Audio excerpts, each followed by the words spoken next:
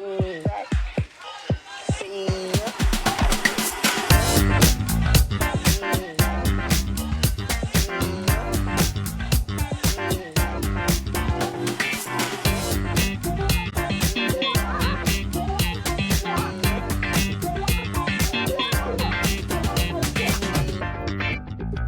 cool. Welcome back to How Not to Bomb.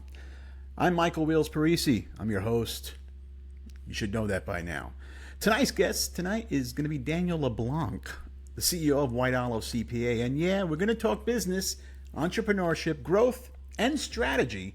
But this show isn't CNBC by no means. This show goes off the rails sometimes because life goes off the rails sometimes. 1 minute we're talking profit margins. The next minute, we're talking serial killers in the dark web, millennials versus Gen X, conspiracy theories, social media addiction, and why it feels like everybody's losing their damn minds half the time. And honestly, that's what makes a show fun, because you just never know what you're going to get. People are tired of fake polished interviews and everybody pretending to be perfect. We talk about real life, real opinions, and real conversations, like why Gen X grew up completely different than millennials. We grew up outside, no phones, no tracking. Parents didn't even know where we were half the time. Now kids panic if they don't have Wi-Fi or their phone breaks for 5 minutes. We're also diving into true crime tonight. Absolutely. Because somehow America turned murder documentaries into entertainment. People are eating popcorn watching a 6-part series called The Butcher of Milwaukee. And that's normal. And then there's the dark web, which sounds fake until you realize it's very real and scary as hell. And then there's the business and the culture and the success and the failure and the chaos and the uncomfortable truth about where the world is heading. Every day changes. No corporate filters, no fake energy, just real conversations about life and trying not to bomb while we're doing it. This is How Not to Bomb. And I'm Michael Wheels Parisi. Let's get started. Thank you. Thank you very much. I appreciate it. Thank you. Oh, no, stop. Okay, you can lower. That's good. All right, thank you very much. Thank you. Yes. Okay. All right. Hey, everybody. How's everybody doing? I like to do a little monologue at the beginning of the show. Right now, we have Daniel LeBlanc coming in studio today. Daniel's got a few things he wants to talk about. But before we do that, I want to talk about my book. Because I like to do this at the beginning of the show. You know, I wrote a book for stand-up comics. Or those who want to be stand-up comics. It's called The Complete Guide to Stand-Up Comedy. There you go. And you can even see the back. There's a little about me back there and all that other stuff. So yeah, you can get this on Amazon. You can also get the book in paperback or in Kindle edition. And don't forget, people, while we're plugging things, you can go to theparisigroup.com and get the cannoli cream coffee. Or any coffee for that matter. We have the cannoli cream, the Fat Clemenza, and all that other stuff. All right, we're just waiting on Daniel LeBlanc to come to the studio. Daniel's a regular on the guest. He's also a... He's a favorite of the show, because with Daniel, you never know what you're going to get while we're talking. 1 minute we're talking about business and culture, like I said. Next minute, you're well, here he's texting me right now. Let me just text him back. This is the great thing about text.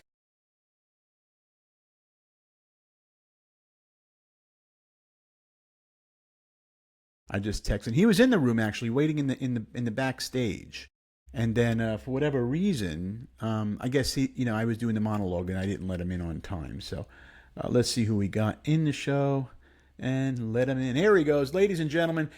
Without further ado, Daniel LeBlanc, everybody. Hey, what's up, Daniel? How's it going? No, they just the production of the show just changed for the better. Yeah. So so when you came in. And you sound great, by the way.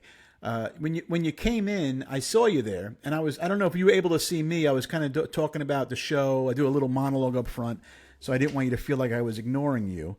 No, I did not see that, but I didn't think you were ignoring me. So we're good.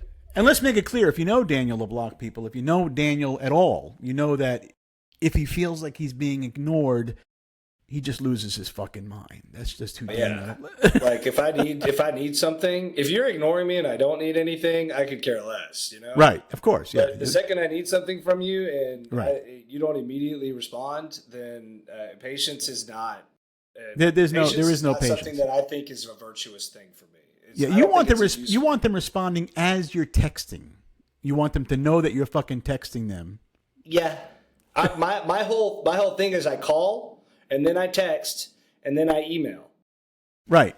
And then, if applicable, I may also follow up with a Facebook message. Right. This is when I'm doing a reach out for like a candidate or a client, because if they get annoyed by that, then I don't want them as a client. Because I'm sorry, but in today's day and age, people are either just email people, or they're just text message people, or just text message phone people. call people, or they're just Facebook people, or they're just Instagram people. And I have to, like, on the first shot, do the shotgun approach and send it to all of them. Now, don't you think that's a little interesting? Because when I was growing up, now I'm a Gen X. I mean, we're going to talk about the Boomers, but then I thought about it. The Boomers are like 80 now, so I'm in the Gen X. When I was growing up, we barely had the answering machine. We had no voicemail. We had no text. We had no Wi-Fi. We had no internet. We had nothing. If you wanted to talk to somebody, either you got them on the first ring at their home with their wired phone, or you fucking was shit out of luck. There was no email. There was nothing. Nowadays, I mean, the accessibility to you guys, you being a millennial, I assume. Are you a millennial? I'm technically a millennial, but I'm 1984. So I remember a period of time where there was just phones and an answering machine. But running your business, you couldn't run your business. I mean, you were young, so you didn't really run a business. I was I was born in 1984, so right. The cell phones didn't become a thing until the mid 90s. They didn't become really common until I was out of high school. And because in the 90s, the cell phones, the smartphones didn't even come. Yeah, smartphones didn't come until 2000s when we were in college. But now I remember using the. I had a phone, a Panasonic or something, and it was just you didn't even use the phone because you were paying like $1.50 a minute to talk to somebody. So we didn't even talk. So the phone wasn't a necessity back then. Where nowadays you can't be without it. Do you feel you have to have your phone with you? It's just like I feel great sometimes when I just leave that thing there and I just go for a walk. Yeah, but do you still think about it? Let's say you leave your phone and you go for a walk. Don't you feel like you have to hurry up as you get closer to your house? I have to. I forcefully, in situations, I will forcefully tell myself to not think about it. And that is my time to just, the more I do that, the happier I am. Right. When I'm not doing that enough, like taking time, whether it's go to a meeting, I'm in recovery, so I go to a recovery meeting, or like I go exercise, but this freaking app for what I got to exercise with, so I guess I got to bring my phone for that. Or if I want to listen to music, I mean, there's rarely I feel like it's better if I go for if I just leave my phone somewhere. I had had the idea of getting a brand new phone with a brand new number, and only a close 5 or 6 people have that number. I have one of those. I have a phone that no one has. Leave this phone at the office all the time. Right. And I can just deal with that stuff and don't even put my email on it. Nothing. Yeah. And then I could hey, if somebody really needs to get in touch with me that matters, they can just call that number, and I can leave that alone whenever I need to. And if I have that phone, this is what I'm thinking about doing. If I have that quote unquote work phone in my possession, that means I'm at the office. If I don't have it, I'm not in the office. One of the greatest feelings in the world to me is when I'm home with my wife is here. Even if we're not in the same room, we're all in the same house. My wife and daughter and myself, there's 3 of us. One of the greatest, and our dogs, but one of the greatest feelings in the world is when I leave my phone alone and I say, I'm not just going to answer it, I'm going to do nothing, because the 3 most important people, the 2 most important people in my life, my wife and daughter, we're in the same area. I don't give a fuck who calls me at this point. Those are who I really need. That's what feels good to me. It's but as a dad, when my daughter's not around, or as a husband, when my wife's not around, I have to have it because you just never know. And then I notice as we get older, do you realize as we get older, I mean, are you like that too? Or, if you're with your family, does it matter to you? I mean, right now, I'm newly divorced, so I'm with my girlfriend a lot. And so I'm with her, or I'm with my 2 kids. Rarely am I with her and my 2 kids at the same time, but because of how our schedules are. And so I really, being divorced and going through the 50-50 custody, I did not realize how much fun it was going to be having my kids. I thought, okay, it's just be the dad, do the dad thing or whatever. But I have a ton. I have a ton of fun like with my kids, and so I feel like I do when I'm hanging out with them. Yeah. It just depends. It's hit or miss, man. Like I have to make a conscious effort to not do it. But when I'm hanging out with them, it's definitely fun. But they get on their phones and they're doing it with their friends. I mean, they were born with these things in their hands, so like, sure, that's the difference. They don't know any other world. At least you kind of in '84, you kind of know a little bit about what it was like. Do you remember having an answering machine growing up? Did you have an answering machine? Oh, you did. I remember the answering machine. I did the first time I got a cell phone was after I got my driver's license, and to send a text message, you had to hit the numbers several times to get to the letter that you wanted. Do you remember not having call waiting? I remember that, yeah. I remember just getting a busy line. You got the busy line. We were trying with when we were younger. We would call our friends or whatever, and then the other friends would try to call. All you heard was we get that, and then all of a sudden, when somebody got call waiting, it was like whoa, fancy. Yeah, like whoa. That was like a premium thing. It was call waiting. I remember Progress. Call waiting was the first breakthrough, and then star 69, where you can actually knew who it was, Yeah, then the prank calling kind of took a hit. The prank calling industry took a hit, because people could just figure out who it was. Were you around during the 900 number lines? Remember the party lines? Were you around during the 900s when people 900? You had to pay for it. Was that? You paid like $7.99 a minute, to see some girl show her breasts or talk to you about how great she wanted you. Meanwhile, who the fuck knew who she looked like? She could have looked like a pallet. Yeah, like I can honest to God say that I never paid for those services. Yeah, no, neither did I. At that time, I was like 12 years old, so it would have been very hard for me to get access. Well, that if you did, that would be one of our topics later. No, yeah, that would. So you do remember? That's interesting. I'd admit it. Now, running a business, being the CEO of a yeah. Go ahead. Running a business now. Okay, running a business now as the CEO of White Olive CPA. And for those of you who want to check out White Olive CPA, you can go to whiteolivecpa.com and you can see what Daniel's all about. Check out it's May. It's really, really slow. Right now. Those of you who are out there that we're growing, we're getting to the next level. We'd like to we have hired up, and we need new clients to kind of match that. And if you extended your taxes, or and you need to get it done, or you just got your taxes done and you're tired of doing the same stuff every single year, and you feel like it's time to get ready, plan ahead, then this is it. And you're not just doing taxes. There are other services you guys do other than taxes. Yeah. It's taxes, it's tax planning, it's estimated tax payments, it's CFO. We really track the business owner who keeps their books, and they just don't want to do that anymore. They gotta keep their books there. We do pick up some other projects where it's like, hey, some people are having a legal battle and they need us to put together some numbers for them. We do that. We do audits and reviews. That's a harder business to break into. We've been trying to break into that for a couple of years. We are starting to build up that line of business now. And then just general consulting work. So kind of CFO advisory, fractional CFO level type stuff. We got big plans. I think we have some good people that serve our clients really, really well. So yeah, no, you're definitely on the rise, and you're growing your company, and that's what I wanted to ask you about. Also, as you're growing your company, have so many things now. In my company too, we can grow our companies because we have the capability of having so many tools. Back in the day when you didn't have that stuff, how would you? Let's say you wanted to start a company and you were 1984, but you weren't 10. Or 1, you were 25 and you wanted to start a company. How would you start a company back then? How would you market it? How would you open? How would you pay? How would you be able to handle this? So much involved. Probably, if it weren't for cell phones and it weren't for the internet, and weren't for the access to information, I probably never would. So it really is. I think that's like the idea that these ideas about starting or being your own boss was something that was only floated around very sparingly until I just think that. I don't know. I probably would have scratched that. I probably would have if that didn't happen. I go into the real world. I'm working for somebody every day. That probably would have been more of a reason for me to start my own company. But I wouldn't even know how to start. I'm working for someone, and I have no escape. I cannot get on a phone and talk to my friends. I have to.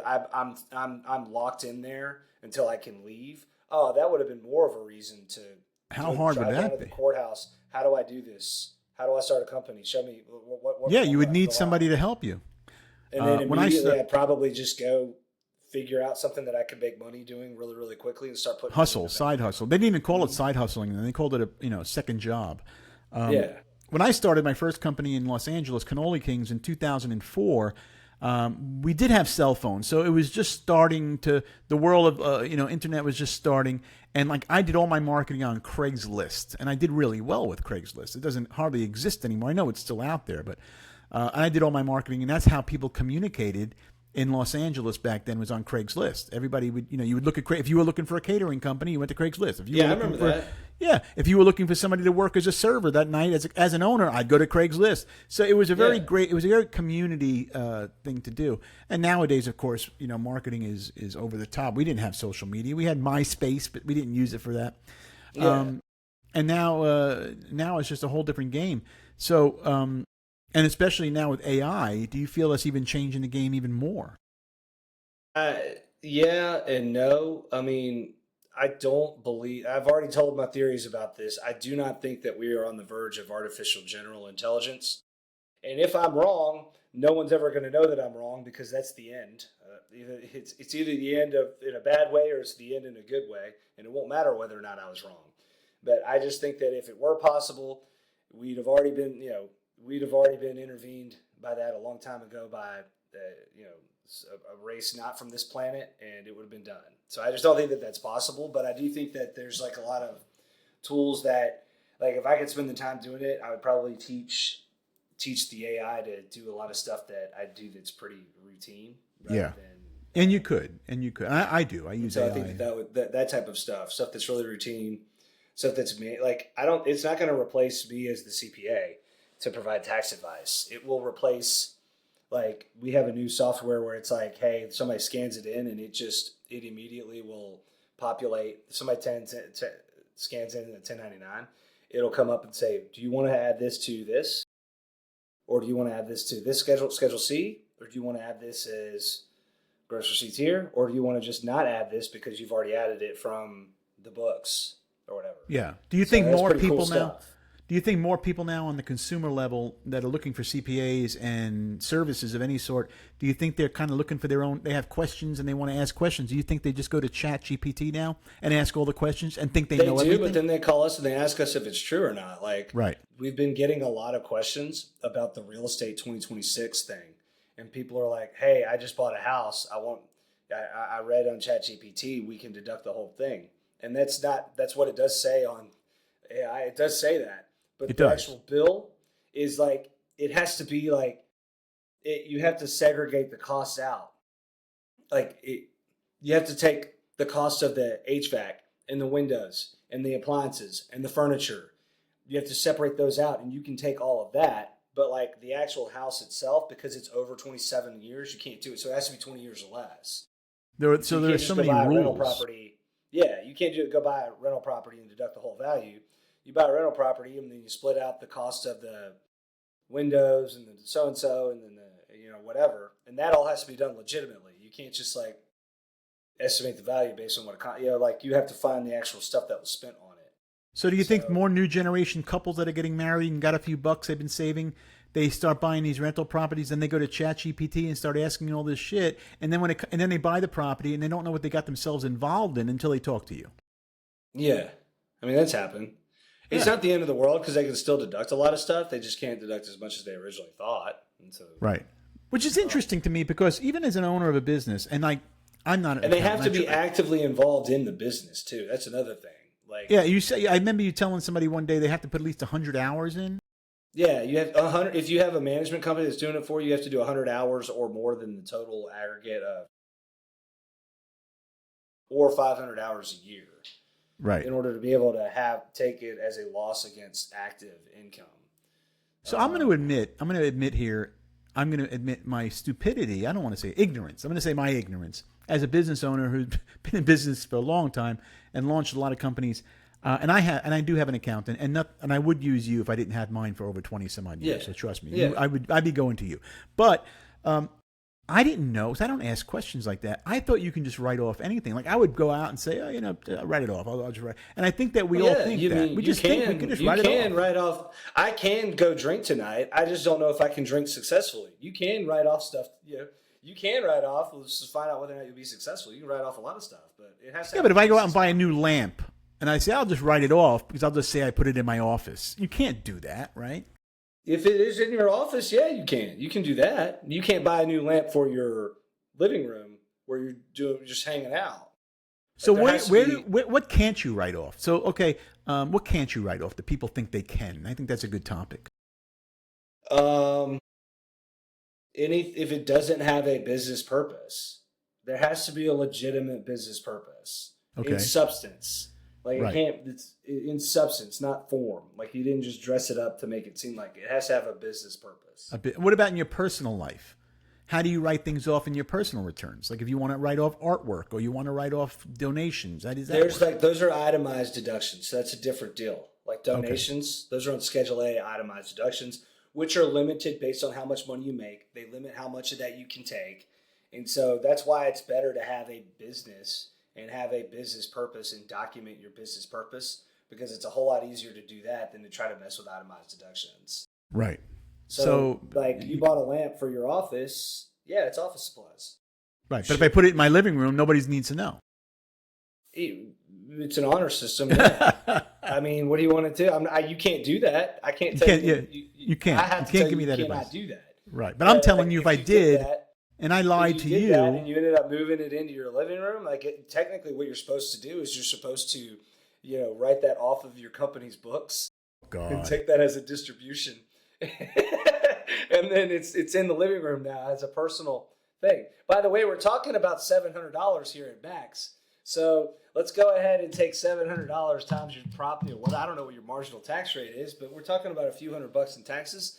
So, I don't think they're going to be burning down I don't think they're coming with the pitchforks and the torches over a few $100 of tax liability here because of the lamp. So well, I will tell you this. I will not. And I will tell you this. As a person, I would not call my accountant and say, listen, Chuck, by the way, remember that lamp I bought for the office? I moved it into the den, just FYI. I mean, I know I told you that it was going in the office, but I moved it in the den. So, I got to be honest here. Once you've told him that, he's going to tell you to book a journal entry. You should have done it. That's why we don't talk. That's on you. Hardly ever. The less we talk, the better for me. Correct. Mm-hmm. I would advise that you are not talking for honest reasons, not dishonest. Yes, and that's very true. I have to tell you that. Of course. I love how you say, I have to tell you that. Like it's such a law. That. But we're also that's like arguing over mileage. So there's a debate in mileage. Like if you take mileage and you can't take depreciation, which I have read that from everything that I've read said that is not true. You can take mileage, but you can't take bonus depreciation on your car. It specifically goes through all the stuff, and it specifically says bonus depreciation, but it doesn't say straight line, which is still a lot. That's a big difference.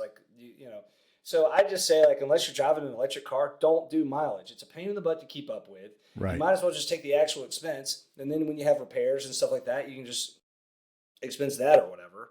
Unless you have an electric car and you drive back and forth to Florida every other week or wherever, hundreds of miles a week, it's just take regular expense method and then take a bunch of bonus depreciation would depend on what it is you have that year that you can take it.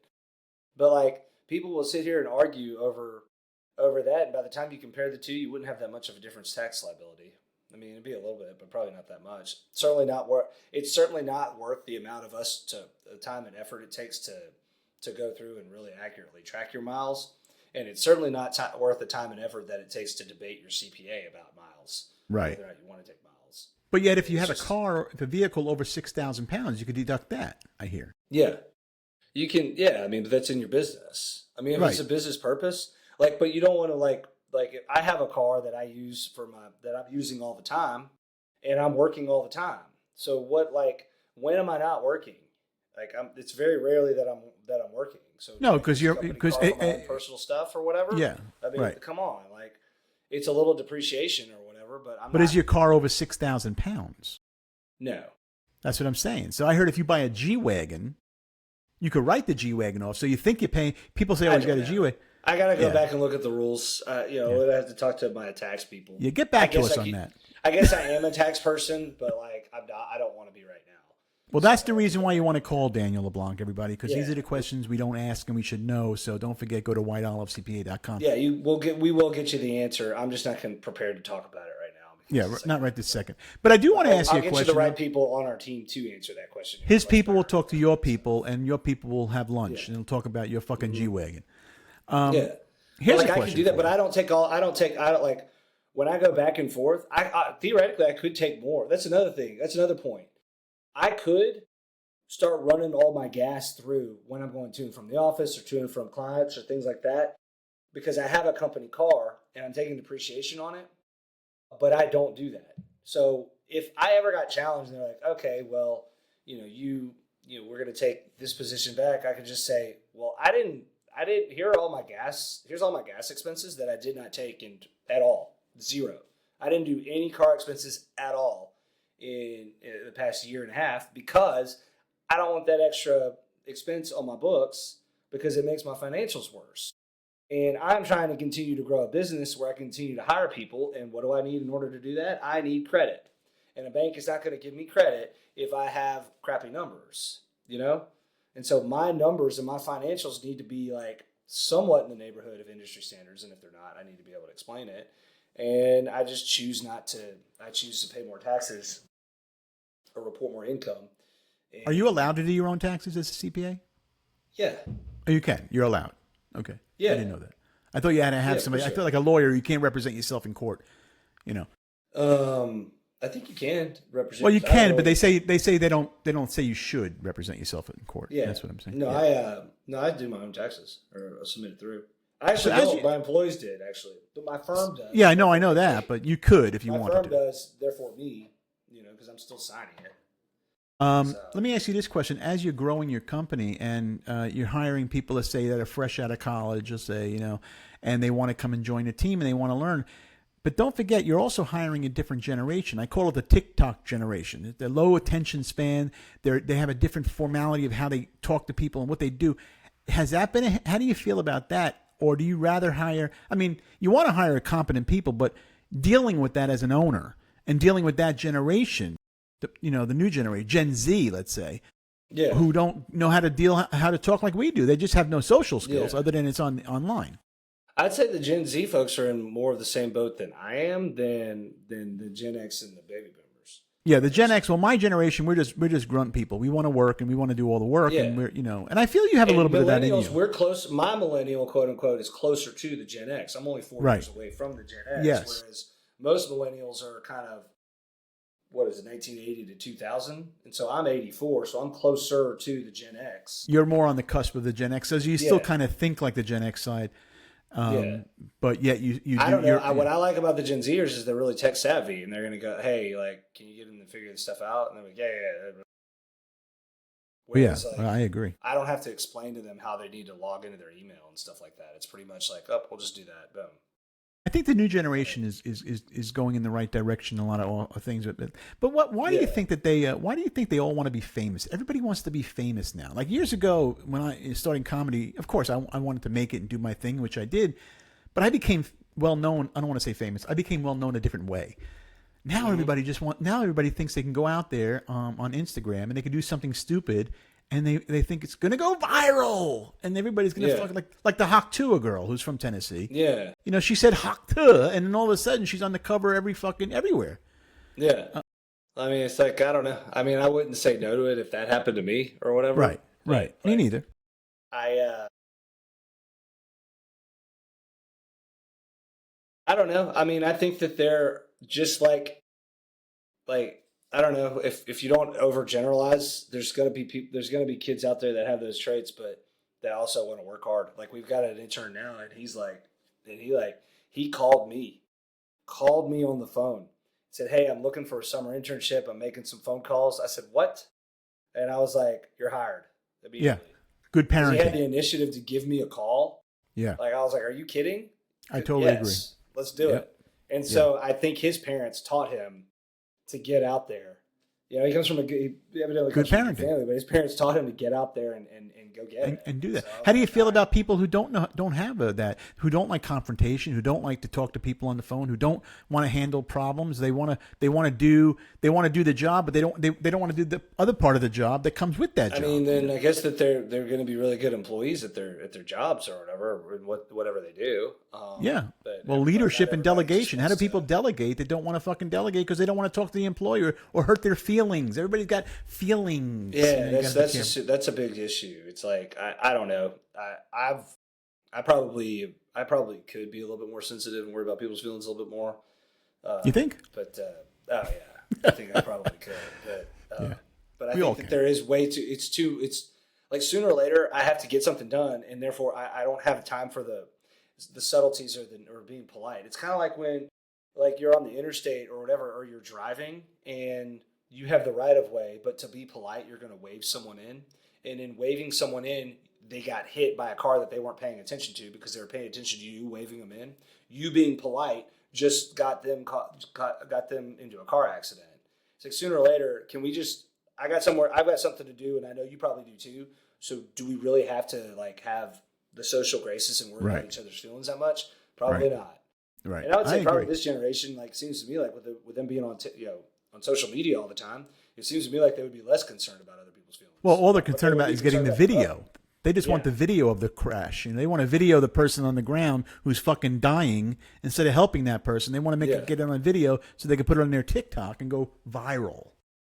I think that's the craziest thing. I get it. Yeah, though. I think that there's some people that are like that. I mean, there's just I think that they'll do anything for that 15 minutes of fame or whatever. But I don't know. I just know that I can't get that. I just got to like work hard, and I know that there's going to be ups and downs. Like, I mean, my company's on the way to doing good things, but like right now, it feels like I don't know, when it's good, it's really good, and I kind of it's easy for me to just kind of ride that wave. And now we're kind of like slow, and so it's coming. Okay, now's the time to kind of figure out who's going to be my core team to move forward with, and it's going to be a grind. Sometimes there's just going to be a grind, and the younger version of myself. Yeah, well, it's would have part of the business. panicked and freaked out and just given up or whatever. But I mean, that's just kind of how we got to do it, Would you hire a person like you, Daniel? Yes. Would you hire a person like you? You would. Yes. Okay. Why? Why do you think you do that? Because I just need somebody to just cut through the red tape and get stuff done. Yeah, I agree And with I you. tend to get stuff when it's time for me to get something done. I just get in and do it, and I don't ask. When it's time to play ball, you're ready to roll. Yeah. Yeah. I think the new generation needs to learn that. That's what scares me of hiring them a little bit, because they don't know how to get in there and just do it. But when you find somebody like you just did as an intern, you find those, you want to hold on to them because you can nurture them and you can grow with them and they can grow with you. It's important. That's why training matters. I think training really matters in the workforce. I really do. I mean, without proper training, people just don't know what to do. I mean, that's why we have so many serial killers out there, which is a topic we're going to talk about in a little while. Because we do. We don't have as many as we used to have. Don't you think we used to have more serial killers back in the day? I feel like there was way more serial killers back in the day. What happened to the serial killers? I think that I really felt like serial killers were going to be more of a problem. You don't even hear about them anymore, hardly. No. All the serial killers they talk about on TV. I think because of technology, it's hard for people to get away with murder now. There you go. The saying came out. You can actually get away with murder. Yeah, it's true. You can't get back in the day. You could get away with stuff. You can get away with murder. There's footage everywhere. Everybody's got a phone. Everybody's got a camera. I don't know if you watch Forensic Files. Have you ever watched that show? I used to love that. Oh, I love it. Some these guys would like kill somebody and put them away. 20 years later, they get a knock on their door. Hey, we found some fiber in this truck. There really is something deranged in the mind of a serial killer. I want to play something here. Let me see if I can play this here. I'm going to share this with you and see if you ever saw this guy. Hold on. I love that stuff. I watch that stuff all the time. Here we go. This is one of this. This is an honest serial killer. This is only a short right here, so we're going to share it if I can. Sometimes, doing this all myself. Here we go.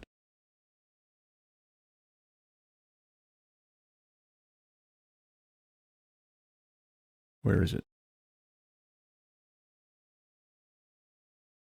I do. What do you feel like doing? Killing people. You still Feel like killing people? Yes. Do you think you'd murder me, Joe? Yes. It's gruesome, Joe. Let's play it again. Hold on. Cause Yes, it I is. know it's bad, you but don't I blame can't me if I say I hope you never get out of this place. I hope I never do either. Yeah. Do you ever feel violent? Have you ever seen that guy? I don't know Let me why get I'm rid. laughing. Let me shut him I down. don't know why I'm laughing. See, but he's it's fucking. just like, it's just. Yeah. It's just out of his mind. Have you ever seen him? I don't know why. Yeah, like, he actually feels. No, I've never seen him. He wants to kill people. He said it in an interview. I mean, he's an old serial killer. Yeah. He's not around. Yeah. But you know, like nowadays, you you got don't to see them. admire his honesty. Yeah, that's what he wants. You gotta I mean, like, if admire you his ask me, what honesty. do I want right now? I want a hamburger. I would say, listen, I'm fucking starving. Do you feel like you would eat if you got out today? I would 100% go for a hamburger. He is just like it's and I say that because it's just nonchalant. It's like saying, would you celebrate if you get out of jail? Yes. How would you celebrate, John? I'd go kill somebody. I mean, that's crazy fucking thought. It's crazy to me. It's just nuts. I used to watch. I don't know. I watch Mr. Ballin stories on The Strange, Dark, and Mysterious On YouTube? And then I watch, on YouTube. And then I watch Scary Interesting. So these are like stories of like tragic things that have happened and why they happen. And some of them are historic. And But they're real, right? Mr. Ballin, yeah, they're all real. Mr. They're all Ballin, real. like just sits in front of a camera with a green screen, and it started just him telling these stories. And now Right. he's got like 10 million followers. He goes around the country telling a story, and he puts a campfire on stage, and he just tells the story of stuff that happened to real people. And like he's just, that's his passion. Yeah. And it's amazing. Like It took a lot of work. It does take a lot of work. And it takes a lot of work on their end to do how they listen. I'm sure it's not easy being a serial killer. I mean, if you think about it, not that we don't have it in us, so we could talk openly about it. I mean, but it's not easy doing their job. I mean, going out there and just plotting and figuring out, it's hard shit. They definitely did. Well, how did Ted Bundy get away with it for years? Yeah. I mean, you can't hire anybody. You can't do anything. It's all you. You run the show. Can't market on social media. Yeah, I Well, just don't think I don't think they can get away with it like they used to. That's why. No, I think you're right. I think with all the cameras and everybody being everywhere at all times. But I think that we live in the safest time to be alive. Ever since before, in the 50 years leading up to how long has it been since World War II ended? 1944. So something like it So was during the 40s. 81 years. So the 81 years following World War II versus the 81 years leading up to World War II, right? Like the amount of people who have died from violence has been a fraction of a percent of the same time period leading up to World War II. Yeah, true. And I just think that everybody dogs on technological advancements and how technology is ruining us. It's because of technology that we live in a very, very safe time to be alive. Yeah, and look how hard it is to catch. It would have been how hard. Like years ago, you had Jack the Ripper. Everybody knows Jack the Ripper. He killed hundreds of people. Couldn't do it nowadays. Couldn't kill 100. Now, to be a serial killer, I think it's 3 people. If you kill 3 people, you're considered a serial killer. I mean, years ago, Jack the Ripper, you're talking hundreds of people. You can't do hundreds of people anymore. You're going to get caught right away. Yeah. And so that's why people rip on technology, but technology is precisely why we live. Like what is it, 50 years ago? We didn't have hot water. Or 60 years ago? That's very, very recent. Yeah. If you're using technology in the right way, yes. Yeah. So I think that even with technology being used in quote unquote the wrong way, it's still way less bad than some of the stuff that was done the wrong way 50, 60 years ago. I agree. If you're not, it was a whole lot easier to hide who you are. I just don't. Yeah. People are like, oh, you put all your life on social media and all this stuff. Well, back in the day, people had a lot of stuff that people didn't know about, and it was fucked up. It was fucked up. People cannot hide the fucked up parts of themselves anymore because it's all exposed. And technology gives us that. So we can sit here and talk about technology all we want, but it does give us the opportunity for. It's very, very hard to hide things. It's very. And then you see about these people. Oh, you hear so and so killed somebody on FaceTime, on not FaceTime, but on Facebook alive. They killed somebody. I mean, because again, they want to go viral and become famous. They don't realize. You know how easy it is to just come to your house and knock on your fucking door at that point. It's being done as you're killing that person. They're there already. Somebody's reporting it. You can't get away with it. That's why the dark web is a very. I just think the scary place. technology, like anybody that has a problem with technology today, it's their problem. It's you as the individual. Like me, if I have I gripe about it all the time because I got to do this or I got to do this or I got to be on my email. There's 18 different apps that I have to use, and I hate having to do that or whatever. But that's my problem. I could turn it off. I could turn it off and walk away, or I could limit how much time I use to it, or I could refuse to quit checking it. So if I have a problem with technology today, it's just my problem. But which is very surprising you're talking that way, because I would have 100% thought you wouldn't have thought that way. Just knowing you off camera, I would have said you hate technology. Now you're telling me you actually embrace it, you know? Yeah, I do hate it. I do hate it when I'm frustrated. I hate the fact that I have to get on my email. That's the point. That's the point I'm trying to make. I hate the fact that everything is done via email. I hate the fact that everything's done in writing. I hate the fact that today people, want you to click on their Calendly link before they'll even think about talking to you. I hate the fact that people aren't spontaneous with their phone calls. But all these things that I hate, are contributing to a much safer and better existence for all of us today. So it's up to me to probably just quit bitching and get with the program. So that's a breakthrough to me, knowing you already since December. That's a major breakthrough. Because I would have never thought those would become. I mean, you really literally wanted to fucking throw the phone against the wall numerous times. So, I was because I was in the middle of trying to get something done, and I wanted a fast way to get it done, and I just realized that I don't know. It's like all those things. That's what I'm saying. Like when people are complaining about technology today, it's just them. It's their fault. They're not taking into account all the statistics of what it brings us today. So you're saying you're respecting technology a lot more as it's growing. I think that there are things that need to change. Like, for example, the credit reporting system is ridiculous. It really is ridiculous. Why is it ridiculous? I don't know much about it. I know I have something on my credit score that is incorrect. It is absolutely incorrect, and it needs to be changed. And I've proven to them that it's incorrect, and they will not update it. Have you talked to a lawyer about it? Yeah, I mean, I probably have to go get that done. However, in the process of doing that, it's I learned a little bit more about how to you can manipulate your credit score simply by paying one card off entirely, but then just putting it on and then run transferring. Kind of even up. Yeah, if you even up the amount of your balances or whatever. Yeah. And ask for a credit limit increase. I have business credit that I'm personally.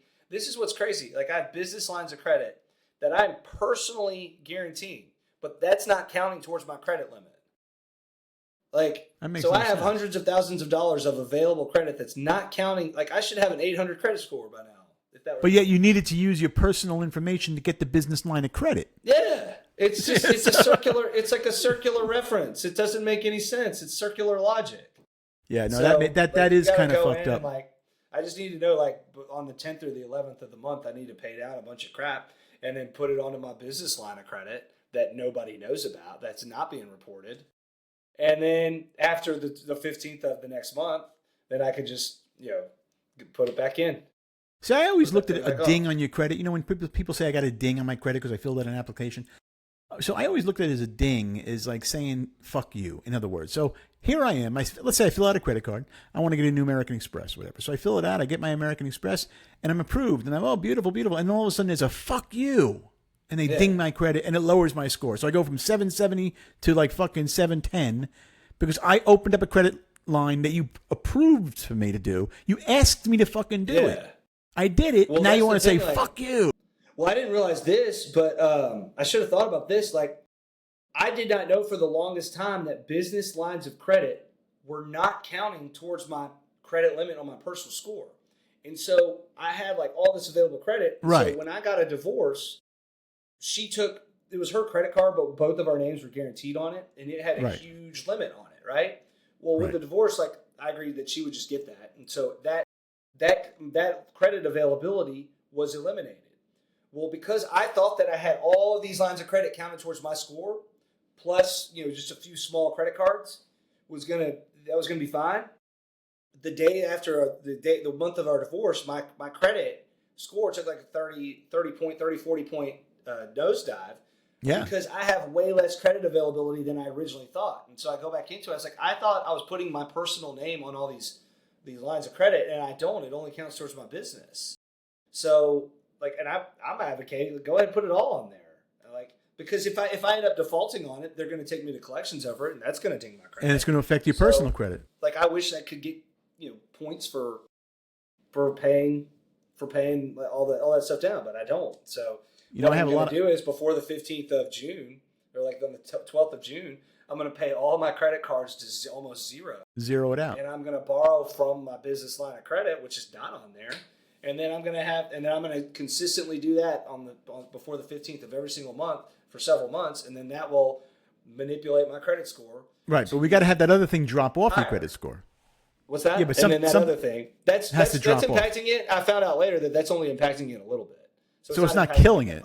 It's not. If anybody out there listening to the show, people, is the limit is the all of these lines of credit that I have that I thought were counting towards my credit limit or not. Right, or not.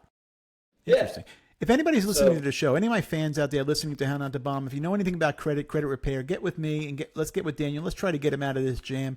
We're not paying you for it. This is strictly because you could be. I'll have you on the show. We could talk about it. Yeah. But I do want to get this settled. If anybody listening to the show, so we're going to try and get that done. Yeah. But it's like one little thing. It's like one annoying thing. And without that, and then if I combine that with my hey, make sure so despite the fact that nothing will change about my lifestyle, nothing will change about my financial situation at all whatsoever. If I merely pay down all my credit cards, like I pay off all my credit cards in full, but I keep a revolving balance on it, so that balance stays on it. So I'm saying completely pay them all down to zero, including the current balance, and just use my line of credit for my business because that's not being reported on my credit. But now, if you go out of debt, if I do that every single month for like 12 months, right, my credit score will skyrocket. Despite the fact that nothing has actually really changed about. But if you don't use any of those credit lines, it will not skyrocket. You have to use it. You have to buy gas. You got to do things. Pay all except for $2,000 on it because it'll show what it was. It'll show how much I paid on it. Yeah. And so every single month I do that for a long time, it will show that I have this crazy amount of credit availability, and if I do that consistently for a long time, but nothing has changed about my financial situation. I'm just at the end of every single period making sure that I pay all those down to where it's like at a smaller percentage, and I'm using my business line of credit. So my overall, nothing changes. It's not like I brought in more money, to do that. It's interesting. So if you're using your business line of credit to pay off your personal credit cards, it's going to help you too, though. Yeah. And I'm not directly doing that. I'm just choosing to use all of my cash resource to pay down my credit cards, which will result in me indirectly borrowing more from my business line of credit. Right. It's not like I'm taking money from the business line of credit and paying a personal card. It's like I've got all these business expenses anyway, and so I just take a cash distribution from my company, and and then just do that. Now, because I'm an S corp, I have to adjust my salary to make sure that it mirrors that a little bit, which I'm doing that every single month. That's that. It really gets you. You're very passionate about certain things. Mm-hmm. I wanted to ask you this. Going back to social media, because I didn't even think about talking about this, but something you said in the credit world made me think of this. How do you think social media affects the relationship with a spouse or a girlfriend or anything like that? Do you feel it impacts it? I mean, do you let's say, for instance, if your girlfriend is texting and you're like, oh, what are you doing? Oh, I'm just texting. Do you wonder what's going on? I don't. I don't either. Yeah, but you did.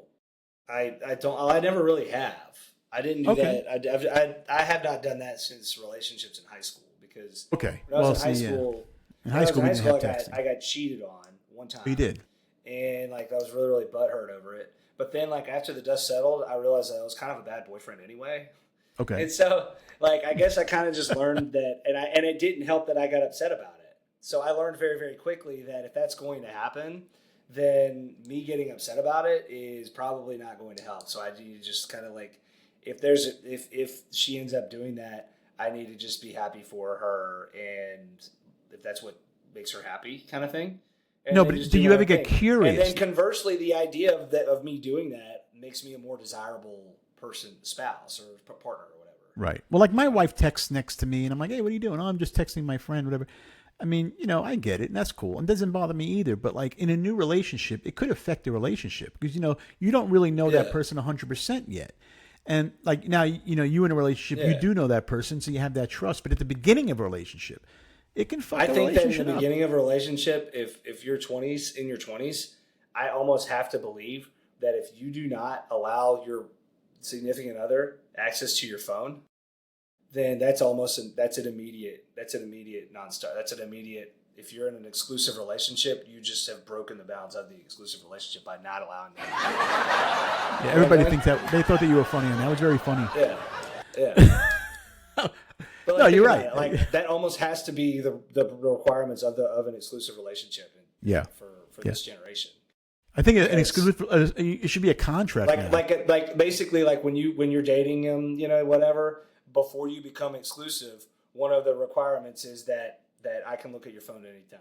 That should be an actual contract. You should give that to him first day. Yeah. Let's get it out of the way now before the first day. Yeah. We'll do the first day list, but let's just get this out of the way if we're going to go somewhere. You sign this. I'm going to make sure, and it's kind of like an agreement. I think it works. Yeah, I think so. Because at any point, if they're not going to let you look at it, there's really no other. We can sit here and talk about, oh, well, that's my private business and or whatever. Come on, like the reason why you don't want them to look at it is because you probably talk to somebody else. Do you believe that your counterpart should have your email address and password and all that, and or you're okay with sharing that? If she wants it, yeah, absolutely. My wife has all my I'm not info. up to anything. I'm not up to anything that she. I agree. Like if I'm doing, like, there's not just like cheating in a romantic sense, but then there's like if I'm doing something that she doesn't know about that's pretty material. Like, I'm not talking about normal day-to-day stuff. Like, I don't have to fill in on everything. But if I'm starting to veer off the beaten path on something that I know that she wouldn't like and I wouldn't want her to find out about it, then I think that there's a problem.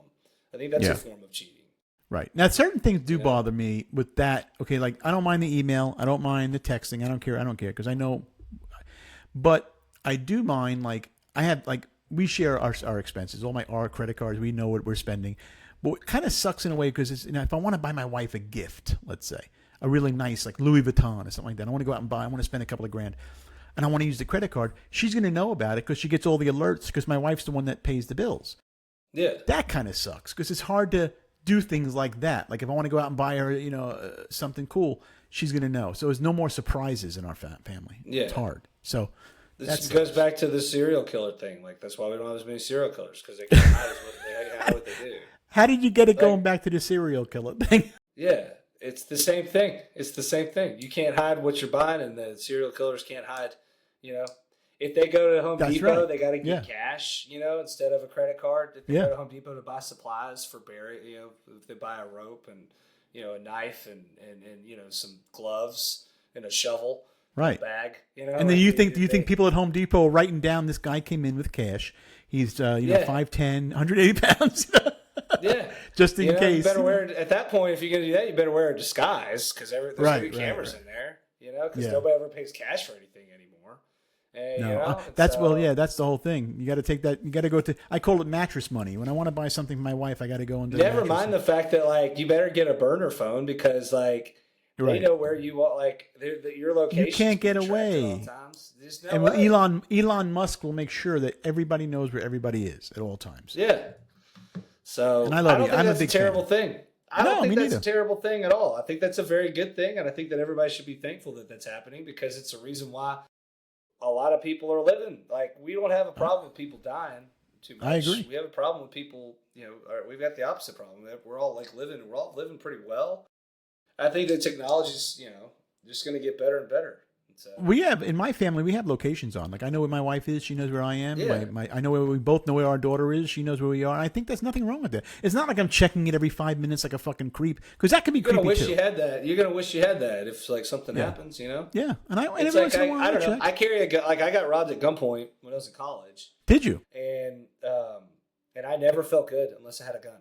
Where were you when you got robbed? Were you working? I was walking I went to Belmont University in Nashville, Tennessee. And I was walking home from class, or walking to my car from class, and 4 guys came up and they said, "Where's your car?" and had the gun right in my face. And they said, "Show us where your car is." And so they made me walk with them to the car, and I was like, "Oh fuck!" Like they're gonna make me get in the car with them, and then I'm gonna die. Like they murder me somewhere. But they subconsciously started to walk a little faster than me, and then at that point, once I had enough distance from them, I took off running, and I was the fastest guy alive that night. Man. I was the fastest guy alive that night, and I just kept running until I saw the next person that I could find. That you could find. And I told them what happened, and at that point, I saw my car drive off. Now, Belmont area is not a very safe neighborhood, if I know, right? It wasn't back then, but it is now. Now it is. Because I heard that it was a tough area. I heard it was very tough back in the day. It was absolutely like it was like 2 streets over or whatever. It's pretty rough. So ever since then, I just didn't feel safe. Like I was always kind of anxious all the time. But now I just carry a gun with me at all times. Yeah. I just put it in. I actually use a left-handed holster so I can have it in my back this way. Okay. And nobody ever knows I have it. It's always on. Yeah.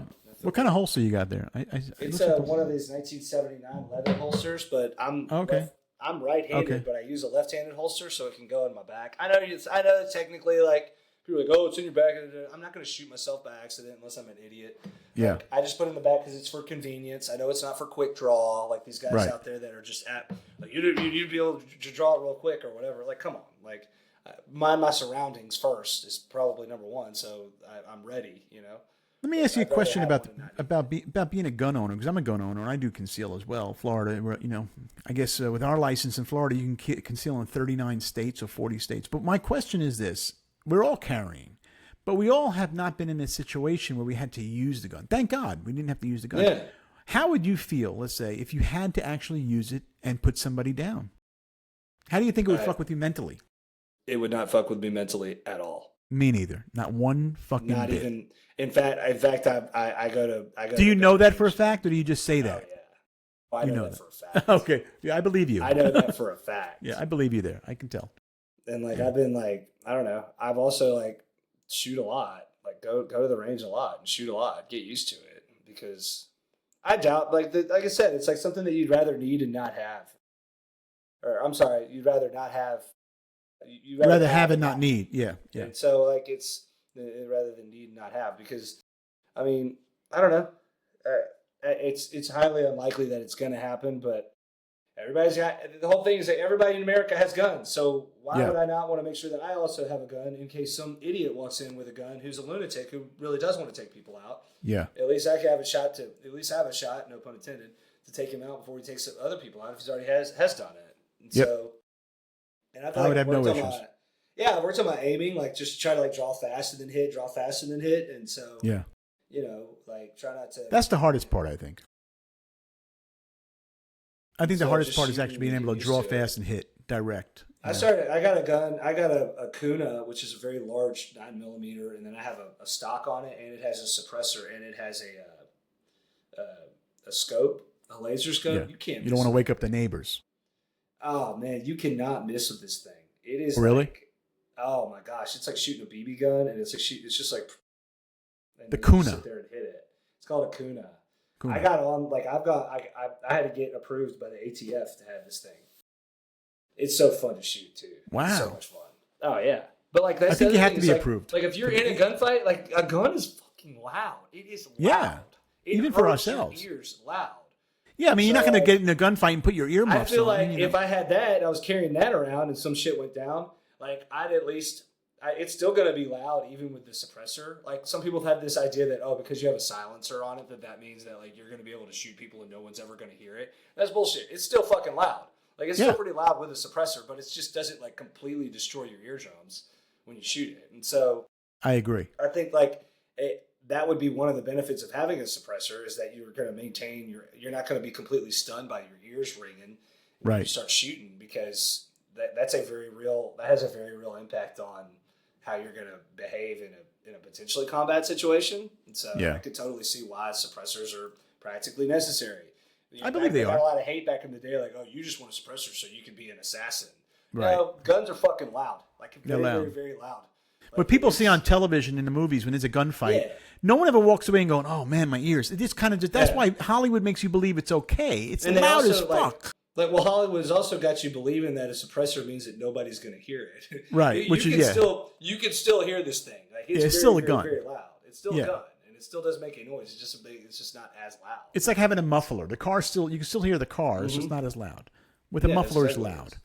But like if you look at a movie in Hollywood and you see a guy shooting somebody 5 times, 6 times, and they never walk away going, "Oh my fucking God, I can't hear shit now." It's like back to normal. Nothing affected that person whatsoever. You just shot somebody 5 times and your ears don't hurt even a little bit. Yeah. No, I don't know. I don't know. I shot a 12 gauge one time without using earplugs, and like I regretted that decision. And I was outside. Like it was like a 12 gauge is loud. I regretted the decision to not use that. That was very, very loud. How loud are the ARs? I never shot an AR, but They're I hear so they're loud. Oh my I heard God, they're they're pretty like, loud. I hate it when people go in the gun range and use that thing, man. Like I'm over here with my nice, quiet, suppressed, gun, and then they're over here just like there's an explosion right next to me. Or 50 or 50 Yeah. 50. Yeah, it's like there's like an explosion right next to me, and I'm like, Yeah. come on, man, put a suppressor on that thing, please. Yeah. I mean, do you Even think with that the size of the with gun the headset, you can feel the sound.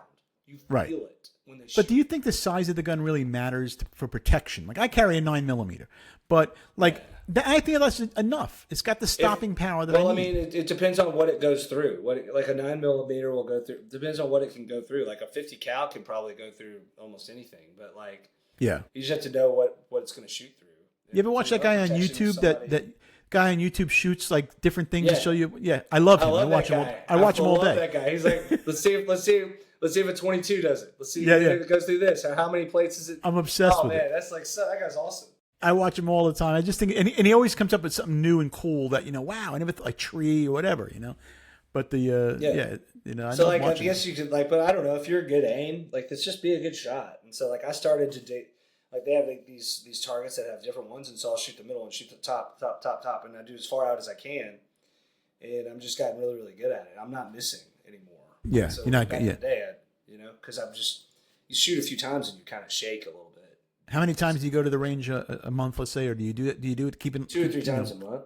It's good to I'd do like it to go anytime. outside to an outside one, so I try to at least simulate a little bit about the fact that hey, just pick up the gun and then shoot, right, and put it down, and then pick up the gun and then shoot again and then put it down, But it would be really really cool to go outside and do like a course where you actually like. Do you prefer outside or inside when you go to the range? Like if you had to pick one, I have to. I only go to the indoor ones here. Okay. Because but it would be kind of cool to go to an outdoor one. Yeah, they have a lot of outdoor ones out here in Florida. A lot of land here too. I'm surprised they don't got much in Tennessee, in Franklin. Yeah, I would. I'm surprised about that too. But I guess it's because like I don't know. It's more. I mean, Florida's populated too, so. Yeah. Hey, real quick question with Franklin. It's getting a lot of news right now with Centennial High School. Do you hear about all that crazy shit that's going on with the rainstorm? That they were during the graduation day and they didn't stop the rainstorm, and they're showing videos all over online, all over the internet right now. Like Franklin is blowing up, and they're getting a lot of backlash because they let the students and the parents stay outside and in the chairs as the rain was pouring, not just regular rain, torrential rain, and they wouldn't move it. They wouldn't cancel it. They didn't do anything. They said no, and they had to walk up. You had to watch it later. It's crazy. Franklin's making some heavy news right now on every network. I saw a video on that, and so you did see it. Those poor kids and those poor parents had to learn. They got wet. To deal with some inconvenience. They had to do it. They actually got wet. How dare the school teach those kids that life is going to be inconvenient sometimes? That's right. I agree with you. You know what I'm saying? Like that's ridiculous, man. Like every time agree. it snows, every time there's the single thread of snow, they shut down the schools, and I'm like, you're basically teaching our kids that when life gets a little bit inconvenient, you can just call it. You can just shut it down. I agree. And it's just absurd. So that's part of that culture or whatever. Like, but they didn't even attempt to do anything. But listen, this is what it is, man. You want your fucking diploma?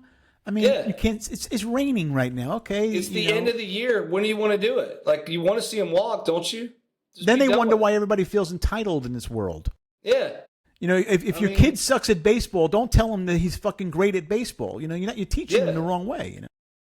I mean, I liked it for a change. Like maybe more schools should follow suit. We could do they should only hold it on rain days. It should be an actual rain day when they hold. They should actually drive them out to Oklahoma and find like a tornado watch, and then have them like just off in a safe distance so it's at least in the background, so they understand like that sometimes life can be scary. Yeah. So that's how it's going to be. It's and you got to try and keep up straight. You're in your chair. If you want your diploma, I mean, it's a hurricane or a tornado is coming. Yeah. How bad do you fucking want it? You need a job.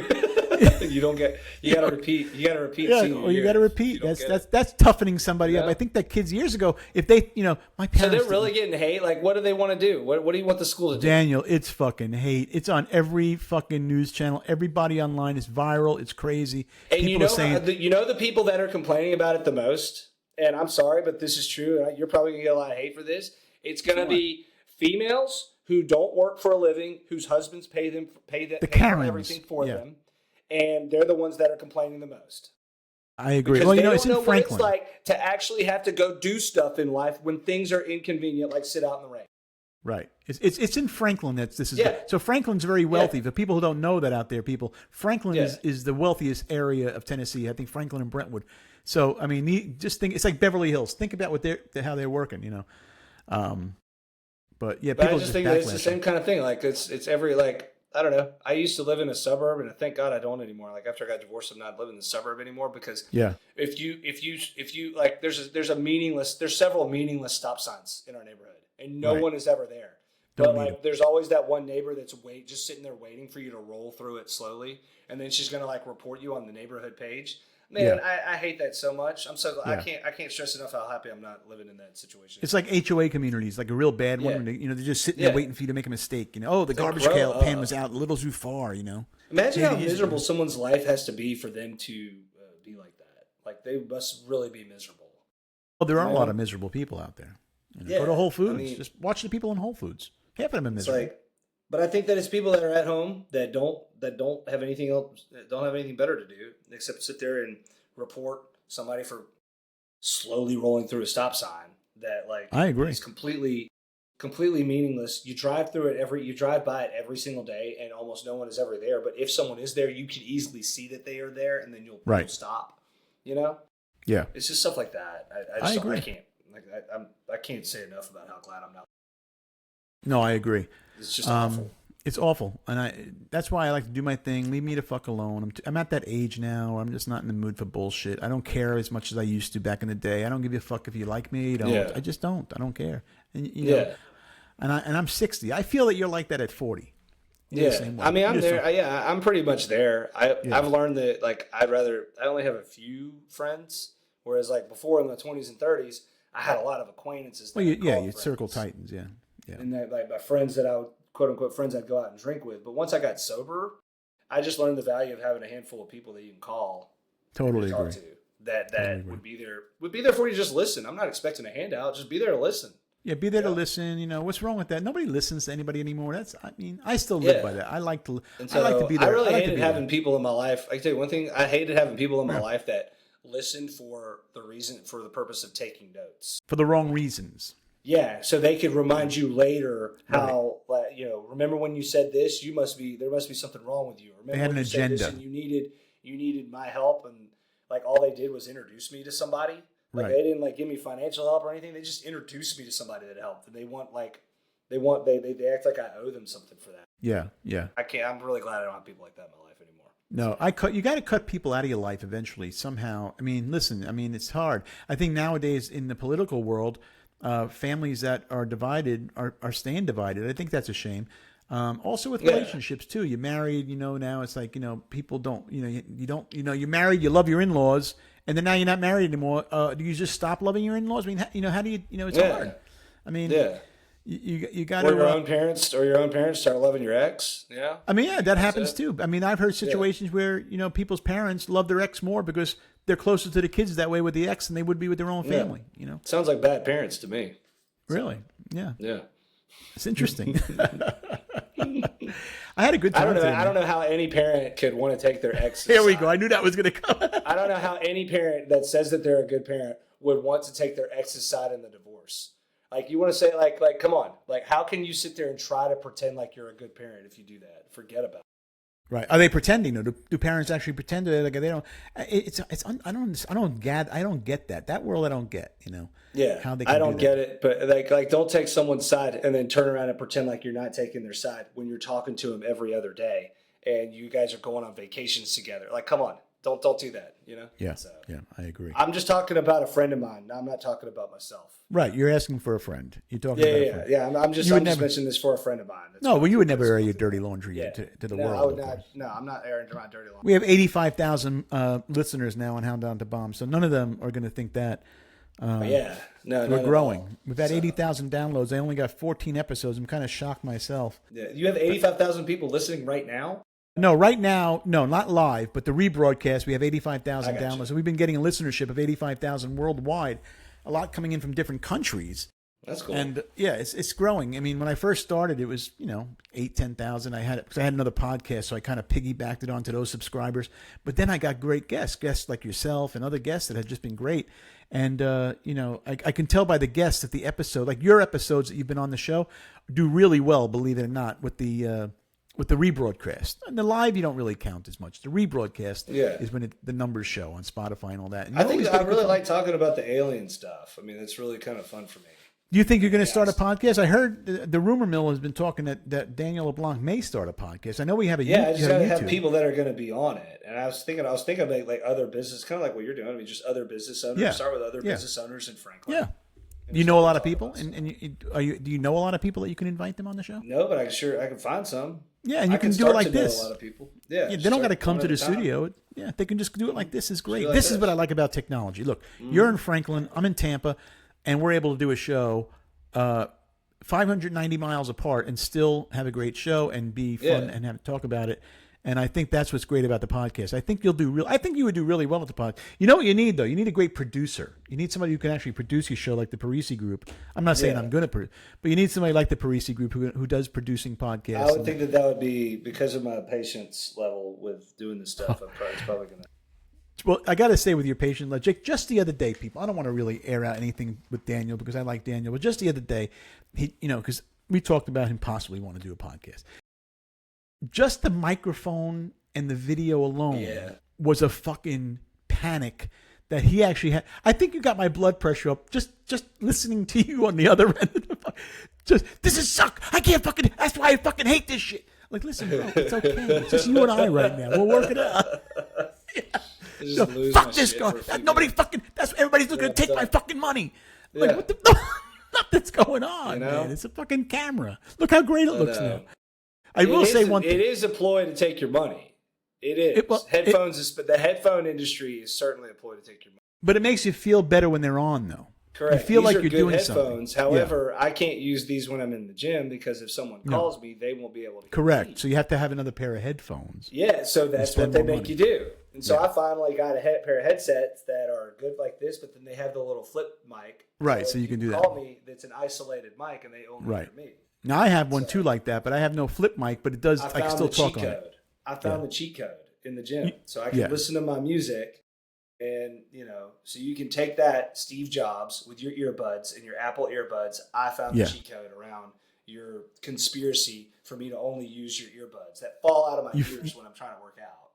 So, you figured it out. Out. Steve Jobs. Figured out the cheat code. And Bill Gates. Bill Gates, didn't Steve Jobs basically rob Bill Gates? It was the other way around. I think everything was fine when Bill Gates had Microsoft. And correct. We've all had a Microsoft world. And there would have been one thing that we work out of. But no. Steve Jobs had to come along and do the Apple thing. And now we've got Apple, we got Google, we got all these other different platforms. I can't get my people, hey, like, I get it. Like, we're going to live in Microsoft. You're going to use Microsoft Teams. Yes, but I like for Zoom. business. You can go to Zoom's house and play with Zoom whatever you want. But when you come back home, you're on Microsoft. You know what I'm saying? Right. Like, you can, like, I have to pick a place for everybody to live. Yeah, we're I in a agree. remote world where everything is done remotely. I have to pick like one thing for us to live in or go to the office in. And in the accounting world, Microsoft is really pretty much the gold standard, right? Yeah, like I don't see how anybody could not operate in a Microsoft Excel type situation and be a good accountant. I just don't. I don't see it. Or what about Apple? Can you do it with Apple? And start hitting some numbers and start adding and subtracting and get it in there. Yeah. Yeah. What about Apple? Like, what about the Mac? Having a MacBook instead, no. It would be very difficult. Yeah. That's a huge no-no. Now, that would be good for this type of stuff. Well, that's what my daughter tried to convince me. Hey, Dad, when you start the new show, why don't you just get a MacBook? And I'm like, yeah. And I came so close. MacBooks are good for like video and audio. Yeah, but I don't know it as well as I know a PC, and that's what I do things on. I know the PC. I don't want to have to relearn the MacBook. Everything is opposite. I don't want to learn it. I want to learn my PC. I want to put a good show out, which we do on the PC, and that's what I like. And if they don't fucking like it, then you know what? I don't need to have the show. I don't do this for the fucking money. I have fun with it. Yeah. I mean, I do everything for the money eventually, but I have fun with the show. I had a good time with you today on the show. This was a great show. This was a good time. This was a good time. We I talked enjoyed about it a too lot as of well. things. We talked about serial killers, for anybody listening who didn't miss. Yeah. So if you have to go back to the show. Actually, in the studio at one point today, I had 97 people watching the show live. There you go. That's a lot of people. Yeah, that is a lot of people. It's an audience. That's good. 3 and, o'clock on a Tuesday after, or 2 o'clock on a Tuesday after Yeah. Memorial Day. Yeah. Yeah, well, people are home. Not everybody came in. And did everybody come in today? Can you see who they are, or you just know that there's... There is a capability of seeing who they are, but I didn't have it on. I'm only allowed to see because I'm still learning this myself at the Riverside. I was kind of old school with podcasting, so I used to do everything audio. Now I'm kind of playing with this, and I fired my producer because he didn't really want to be a part of the show as much because he couldn't be around. So I'm kind of doing it on my own right now, and I'm okay with it. So I'm learning. So I have to figure out. I might be able to go back and look who they were later and see who they were sitting in the room. Yeah. And there's a way they can actually comment.